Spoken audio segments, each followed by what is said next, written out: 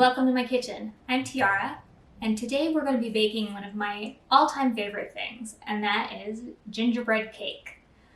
So gingerbread cake is a nice, moist, kind of dense, kind of like a bundt cake, but you don't necessarily have to cook it in the same kind of way. It's very flavorful, and you can add as much or as little gingerbread flavor as you like, though I personally think the more the better.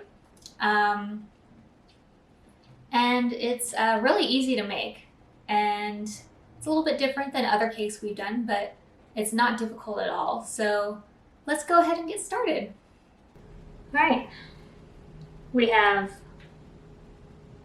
1/2 cup of white sugar, 1/2 cup of butter, 1 egg, 1 cup of molasses, 2½ cups of all-purpose flour, 1½ teaspoons of baking soda, and then 1 cup of hot water, and our gingerbread spice mix, which is 1½ teaspoons of ground ginger, 1 teaspoon of ground cinnamon, ½ teaspoon of ground cloves, 1/4 teaspoon of ground nutmeg, and 1/4 teaspoon of allspice, and optionally a pinch of pepper.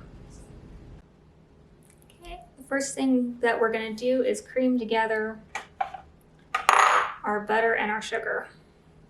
I'm actually going to just put a little bit of sugar in and start to whip this first. So you want the butter to be room temperature, so leave it out for about an hour before you start.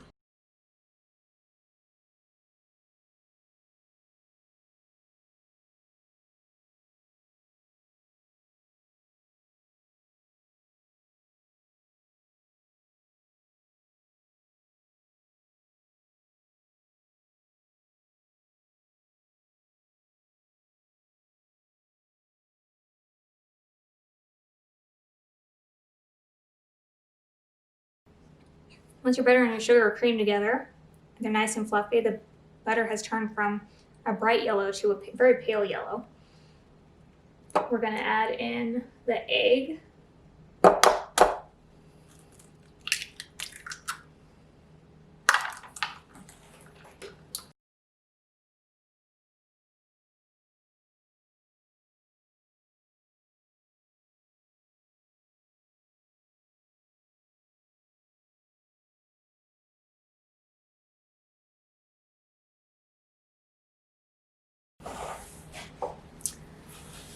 Now I'm going to put in a cup of molasses. All right. As you can see, I pulled out the scale because I'm going to actually do this by fluid ounces, and a cup is 240 fluid ounces. And this way I'm not getting a bunch of stuff really sticky.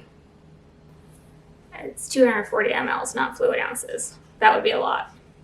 All right. Now I'm going to use a spatula to mix this together.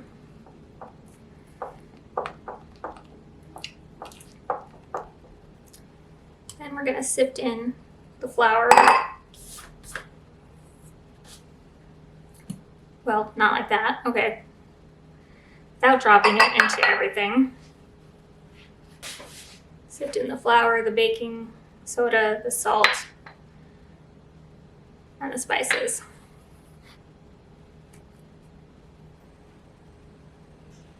I'm going to start to fold this in with the spatula, just because I know that if I use the bowl I used was too small, and if I start with the stand mixer, it's going to be way too messy. It's already very messy. All right, we've started to mix this. Now we're going to mix in our cup of hot water.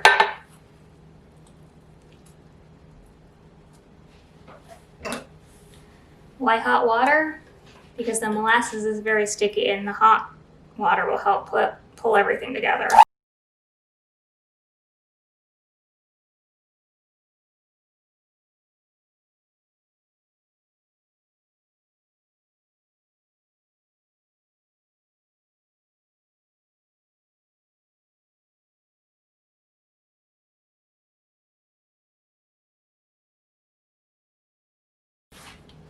going to quickly scrape down the sides.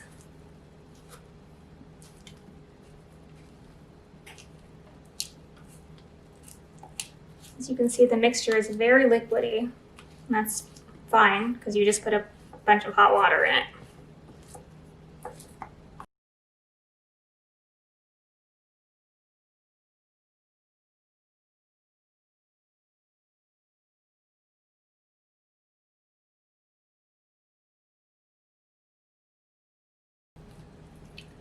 Just giving this a quick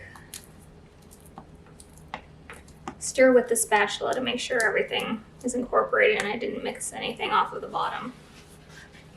Now you have a couple of options here. You can use a 9-inch square pan that's been greased or lined.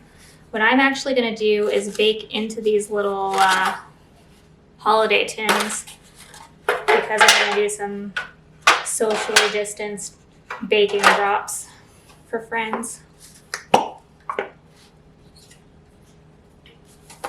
So I've got a clean cup here that I'm going to use to scoop in here and get this out.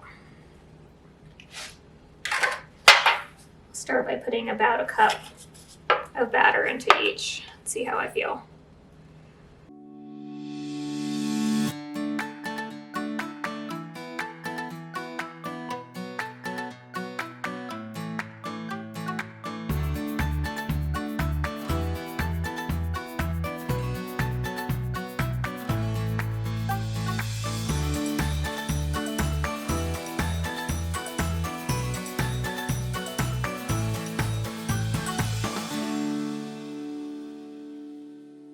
These should rise pretty well, so I'm not concerned about getting them too full.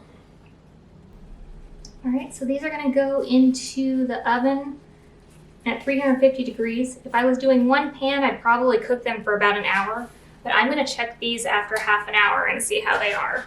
So we'll do that and we'll come back. All right, our loaves came out great. You can see they've got a lot of height even though I've filled them about halfway. And they come out of the pan nice and easy, but we're gonna leave them there and I'm gonna make a quick cream cheese drizzle to go over it. So we've got here 2 ounces of cream cheese that are room temperature. And I'll start with a tablespoon of half and half. I also just use milk, but we don't drink milk. But I do use half and half, so it's a 1/4 teaspoon of vanilla. Might add more of that later. Pinch of ginger, and a tablespoon of powdered sugar. So I accidentally put the whiskey things for my blender or my mixer into the dishwasher already, so I'm just using a fork. So what I'm gonna actually do now that this is kind of mixed together is I'm going to put it in the microwave for 10 seconds to get the cream cheese softer. All right, as you can see, just a quick nuke for 10 seconds makes the soft cream cheese melty enough to incorporate with the powdered sugar and the half and half. Actually, let me taste it first. I'll go ahead and add just a little bit more vanilla extract. So now I have a half a teaspoon of vanilla extract total. A half a teaspoon more of the half and half just to kind of make it a little bit more liquidy. I want these to look nice because they are gifts, so I'm going to go ahead and use a piping bag. But you could just easily take a spoon and drizzle over. If you don't have a piping bag, you can also use the corner of it like a sandwich bag.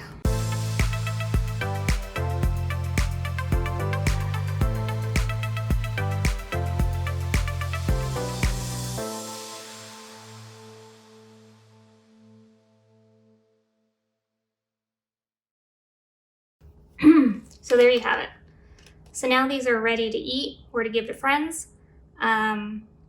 Just make sure that you cover them, and I would eat them within 3 to 4 days. Otherwise, they'll start to go stale. Nobody wants that. All right, are you ready to try some gingerbread cake? Yes. So this is gingerbread cake, and then it's a gingerbread flavored cream cheese frosting at the top.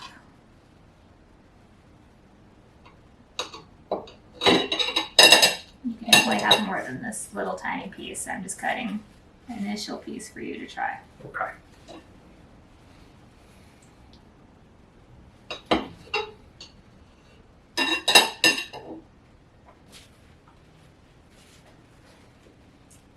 How's it taste? It's good. It's nice and moist, and you definitely get the gingerbread flavor without it being like so much ginger, which I personally am not as much into.